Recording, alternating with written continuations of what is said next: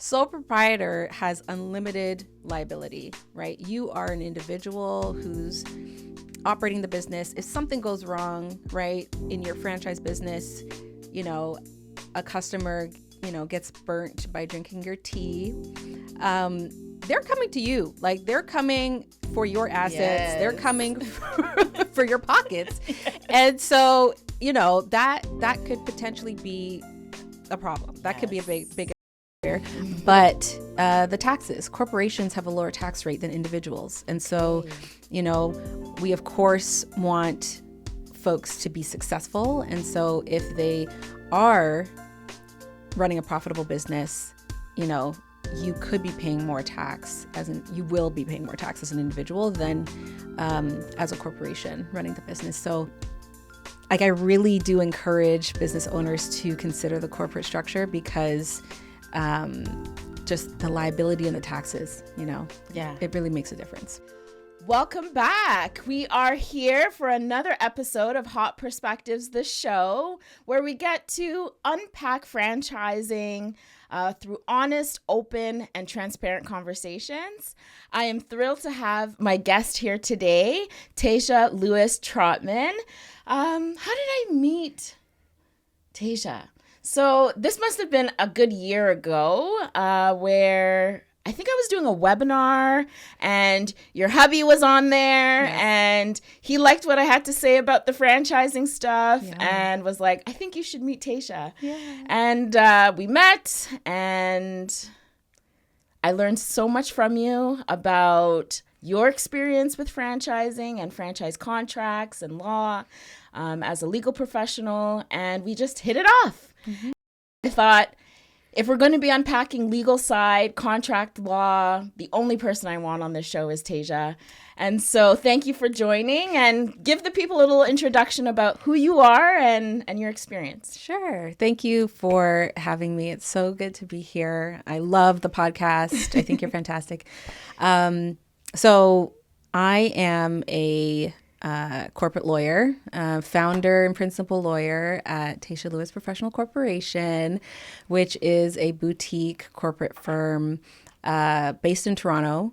And before I started my firm, I was a partner on Bay Street at one of the big firms in downtown Toronto. So I am so thrilled to have my own firm where I can really just focus on transparency, really empowering my clients and, helping them to carry out their missions, which for a lot of my clients, have a positive impact on the world. So I love what I do, and Yay. I'm so happy to be here.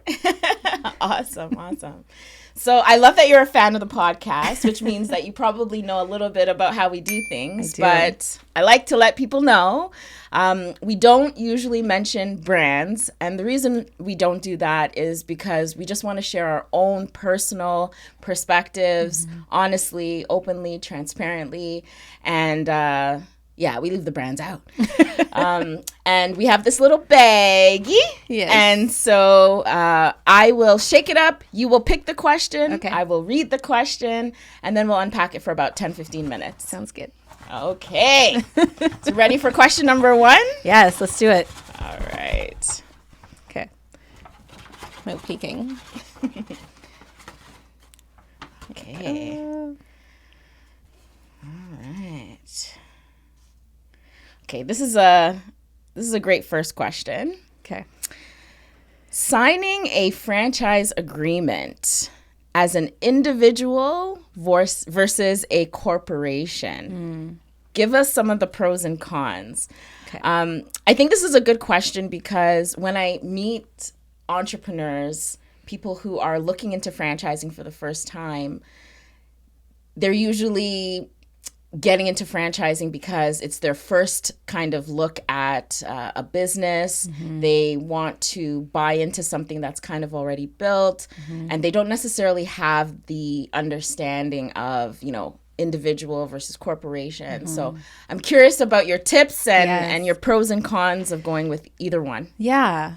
This is a great question. It's very, very common for entrepreneurs to sort of consider, like, how am I going to run this business?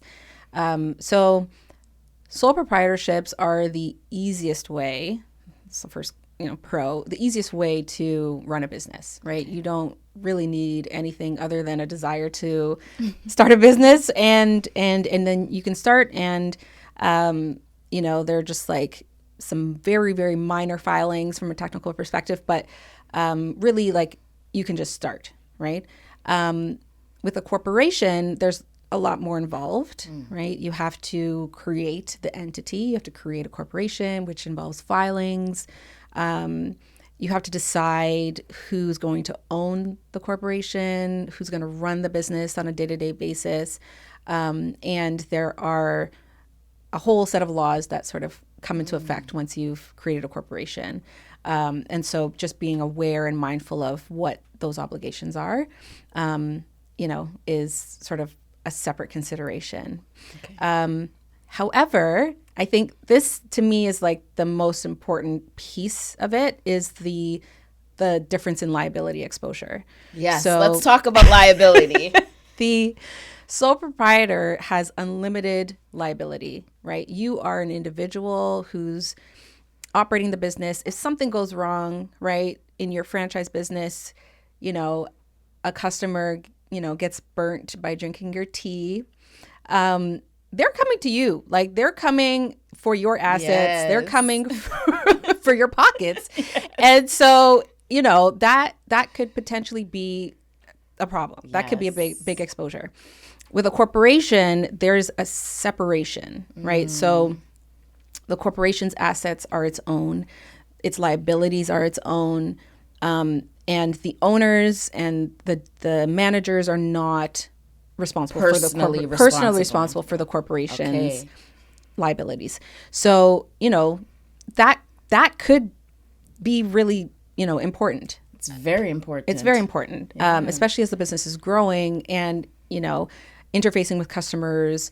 So I think for me, that's like the critical piece to really understand. And then the other pro, I would say, is I'm not a tax lawyer, but the taxes. Corporations have a lower tax rate than individuals. And so, we, of course, want folks to be successful. And so if they are running a profitable business, you could be paying more tax you will be paying more tax as an individual than as a corporation running the business. So I'd say,